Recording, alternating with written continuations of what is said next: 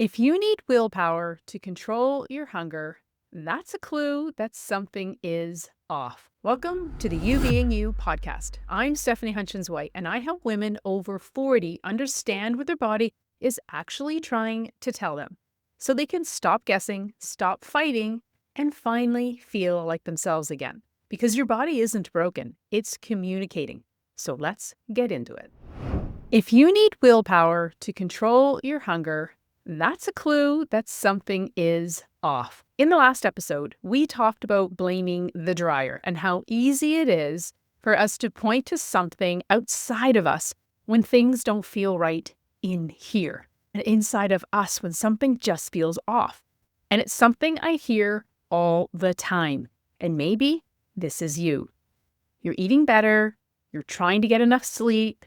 You're paying attention to make sure you're doing it all right. It's all of us. We don't want to be making mistakes, right? We don't want to be wasting our time. We don't want to feel like we're running out of time. And you're definitely, I guarantee you're definitely not doing nothing. You're actually, I'm guessing, doing a lot. And yet, you still feel like you should be eating better, but you're still hungry. And maybe you're somebody who thinks about food all the time, or you need willpower in order for you to get back on track and not try and go back for seconds or have that dessert or have the things you promised yourself you weren't going to have. And it's confusing, right? It's frustrating. And I promise, I know this very intimately. It's really super annoying. Because logically, you're thinking, I'm doing everything right. So why does it feel like it's not working? And what usually happens next is what I see in my Flourish Academy, what I see in my workshops, what I see in my one-on-one coaching, is you start to question yourself, right? You say, am I missing something? Do I need to try harder? Is this just really what getting older feels like? And then the big one drops in. Why do I still feel hungry? Why do I need so much willpower around food? And I hate all of those. I hate that shows up for all of us. Because then you end up blaming things like your hormones, your sleep, your schedule, of course, the coffee. Oh, the coffee, yes. And that is exactly what we talked about in the last episode, blaming the dryer, right? Looking for something outside of ourselves to explain why things don't feel the same anymore. Because hunger isn't just about food. It's about how your body is regulating energy. But what if it's not that you're doing something wrong, but what if it's that you're doing actually doesn't fit you anymore? Because when your body doesn't feel supported, your hunger signals, I promise, your hunger signals get much, much louder. Not because you lack discipline, but because your body is trying to get your attention. So, you're not doing it wrong. You're just following something that no longer works for your body. Because here's the truth. Your body has changed. Yes, we know we are changing. It's just like we changed from being a little kid to a teenager, and we went through this evolution. Our body is changing, not in a bad way. Not in a broken way. Don't let anybody tell you that. Just in a different way. It's something new. It's something unfamiliar. We've never done this transformation before. And the things that used to work when you were in your 20s and your 30s and maybe even in early 40s, they were built for a different version of you. I can remember going on a vacation, and it was a beautiful vacation. And it was the first time actually we had ever gone away in the wintertime. And when we arrived, we could see the waves crashing on the beach, and the weather was super warm when we were there. We didn't know that this area of the Bahamas quite often mimics Florida in temperature, and we were lucky enough to get 80-degree weather when we were there. So, you were in the the high 20s, low 30s. It was beautiful. It wasn't humid. We met beautiful people. We had such a great experience with the kids. So the next year, we decided to go back and do exactly that same vacation again. And halfway through, my husband and I were looking at each other going, what's wrong with us? Why do I feel, I even said, why do I feel like I am a spoiled brat because I'm not enjoying myself as much as I did the last time? And it's because it wasn't new. It just didn't feel exciting again. And so a lot of times we try to recapture a moment. a memory, and it just feels different. We're trying to be who we were in our 30s, and we just aren't that person anymore because the moment is different. We are different. And maybe the season right now is feeling a little different. And we are actually wiser today once we realize that. Sometimes we can let go of the feeling that this just doesn't feel comfortable to us because it's unfamiliar. We can start putting new glasses on and start seeing this as an adventure instead. That first holiday, let's look at that as this first holiday. So you might be questioning what's around you. Maybe you can't quite put your finger on it, but you know something has changed, right? We know that.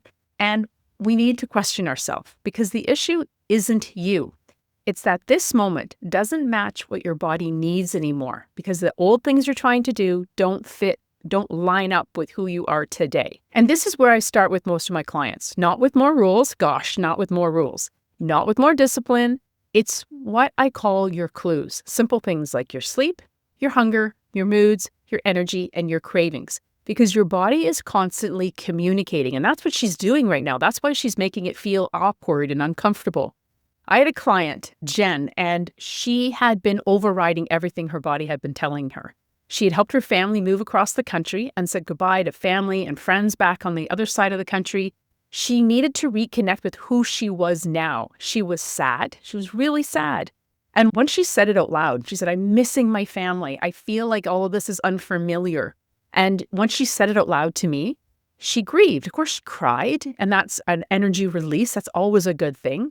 And so I encouraged her to get out in nature. And she said, well, when I go out in nature, I'm standing looking at the waves crashing on the shoreline, and I'm crying. And I said, and I explained to her how crying is an energy release. And so I said, let's change a couple of things. So I said, I want you to continue those walks because I think it's really important for you to get out and just go slow and process that. Process how you're feeling. Process that grief of saying goodbye to who you were on the other side of the country and hello to the new person you are becoming.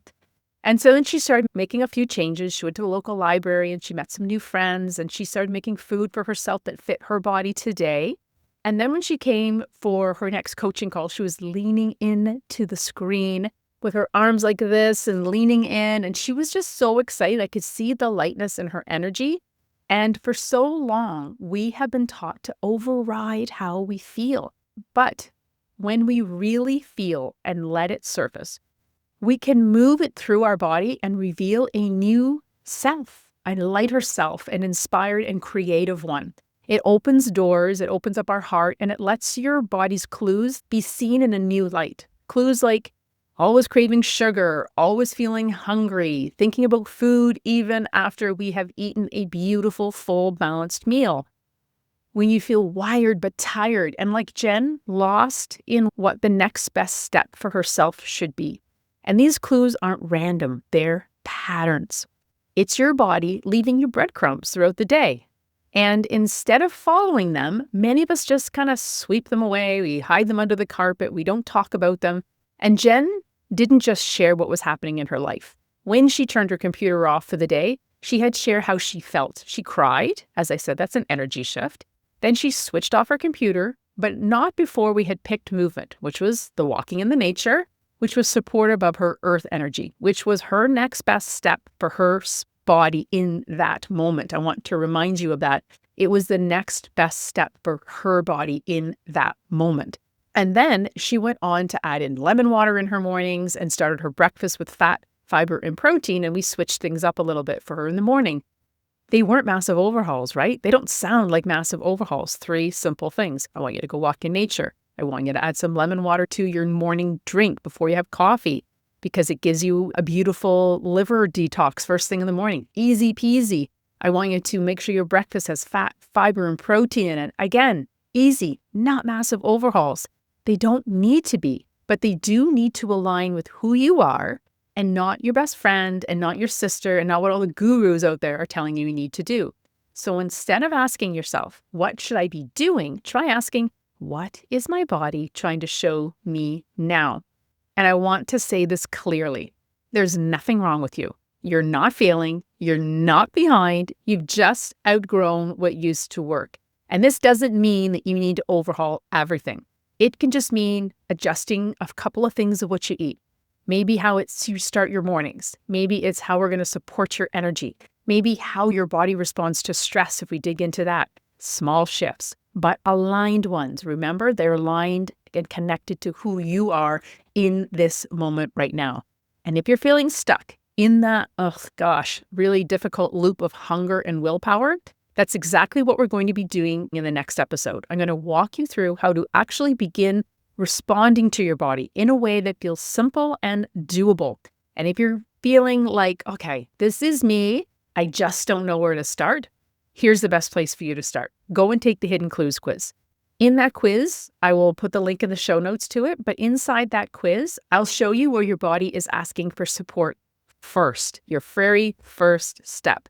And if you're really ready to actually do something about this today and start seeing that constant gnawing hunger ease up, come and join me inside the Kickstart Reset. Use the code SPRING2026 if it's still spring and get access for only $32. We're going to help your body turn on your I'm full signal. Oh, doesn't that feel good? And turn down that I'm hungry all the time loop. And honestly, moving from winter into spring is the perfect time to do it. It's something our bodies have naturally done for hundreds of years. We have just lost touch with it. So let me show you how to reconnect in a way that actually fits your life. So now you can start to see what your body might be showing you and the next step to actually know where to begin without over complicating it, because your body isn't working against you. It's not trying to make things harder. It's trying to guide you. So today, ask yourself, where am I overriding my body? Where am I overriding what my body wants? And if you need help listening and tuning in, take that Hidden Clues quiz. And if you want more deeper support, join us inside the Quick Start Reset. Because once you start paying attention to the clues, everything starts to make a whole lot more sense. And remember, you're doing great. Keep listening and keep being you.